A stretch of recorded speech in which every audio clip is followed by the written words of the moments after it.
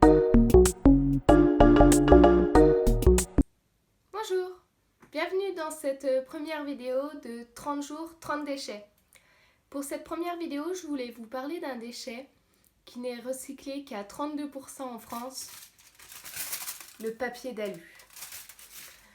Le papier aluminium, quand j'en parle à mes amis, souvent ils sont même pas au courant que c'est recyclable. Eux, ils le mettent dans la poubelle grise. Et pourtant, il est super important de le recycler. Car une tonne d'aluminium recyclé, ça économise 95% de l'énergie qu'il lui aurait fallu pour le fabriquer. Et ça économise aussi 2,3 tonnes de bauxite. L'aluminium, il n'est pas présent sous forme de métal dans la nature. Il est créé à partir de bauxite. Et cette création de papier d'aluminium, elle est très consommatrice en électricité. L'aluminium, c'est le métal qui est le plus consommé après le fer. On en consomme 600 000 kilos par seconde. Ça fait 190 millions de tonnes par an. Mais c'est surtout l'industrie qui l'utilise, notamment dans les automobiles, dans les bâtiments et dans l'industrie en général. Mais on en trouve quand même 2 kilos par habitant et par an dans les poubelles. On sait que le bauxite, c'est pas une ressource qui est infinie. Elle sera épuisée en 2139. En fait, quand vous utilisez du papier aluminium, une fois qu'il est utilisé, il faut le...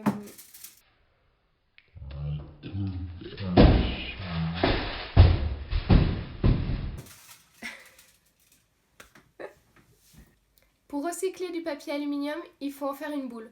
Sinon, les feuilles, elles sont trop fines, elles se déchirent dans les bacs de recyclage, elles font des petits bouts et ça passe à travers les tamis.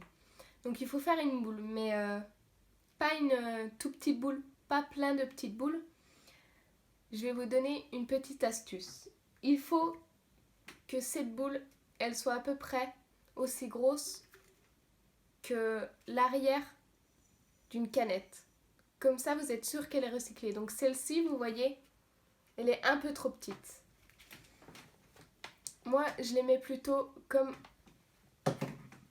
celle-ci. Vous voyez, elle est bien plus grosse que l'arrière de la canette.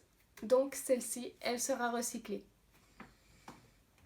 Mais vous allez me dire qu'en aluminium, on n'utilise pas que le papier.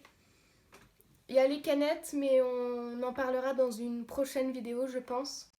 Maintenant, je vais aussi vous parler de ces petites opercules qu'on a sur les bouteilles. Donc ces opercules, pareil, c'est de l'aluminium. Comme ça, dans la poubelle, ce n'est pas recyclé. Il faut que vous l'intégriez dans votre boule d'aluminium. Ensuite, vous recouvrez avec une nouvelle feuille. Jusqu'à... dans celle-ci, par exemple, il y en a plusieurs des opercules de bouteilles de lait. Moi, ce que je fais, c'est que j'ai un petit pot où je mets mes petits opercules d'aluminium et mes petits bouts d'aluminium. Et quand j'ai une feuille qui est plus grosse, j'en fais une grosse boule. Et comme ça, j'y mets au recyclage. Souvent, quand on utilise du papier aluminium, c'est pour emballer un aliment, un sandwich, des choses comme ça. Donc vous avez plusieurs solutions. Soit vous y mettez dans une boîte en verre. Donc moi j'utilise des tout petites boîtes comme ça, c'est plutôt pratique. Ou j'ai des boîtes de différentes tailles, donc plus grandes, rectangulaires, encore plus grandes, dans lesquelles je peux faire tenir un sandwich. Sinon, vous avez aussi des espèces de papier wrap. J'essaierai de vous mettre une image par ici. Je sais que ça s'achète, c'est un papier qui est enduit avec des scratchs qu'on peut refermer autour du sandwich, ce qui est plutôt bien, et on le lave avec une éponge. On peut aussi le fabriquer en mettant du tissu au four parsemé de petites pastilles de cire d'abeille, et pareil, ça fait un emballage qu'on peut laver. Et sinon, moi j'ai aussi ceci. Donc c'est un petit sac qui se replie en fait. Là c'est un scratch. Ça se replie comme ça et je peux amener tous mes snacks ou les choses que je veux emballer. Et à l'intérieur, c'est... Je vais essayer de vous le retourner. À l'intérieur, je sais pas si vous verrez bien, mais c'est un tissu enduit, comme les nappes qu'on met sur les tables. Je retrouve plus le mot.